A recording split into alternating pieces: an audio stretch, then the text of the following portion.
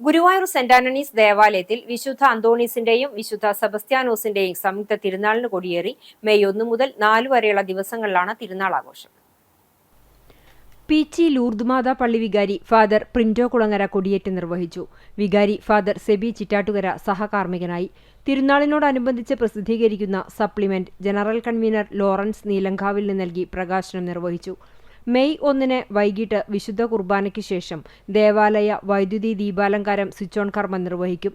2 രാവിലെ പ്രസുതേന്തി വാഴ്ചയും തുടർന്ന് കുടുംബ കൂട്ടായ്മകളിലേക്ക് അമ്പ് വള ആശീർവദിച്ച് നൽകും. 3 രാവിലെ 10 ആഘോഷമായ തിരുനാൾ പാട്ടുകുർബാനയ്ക്ക് ഫാദർ നിതിൻ താഴത്ത് മുഖ്യ കാർമ്മികനാകും. ഫാദർ ലിജോ ബ്രഹ്മകുളം CMI തിരുനാൾ സന്ദേശം നൽകും. വൈകുന്നേരം പ്രദക്ഷിണം നടക്കും.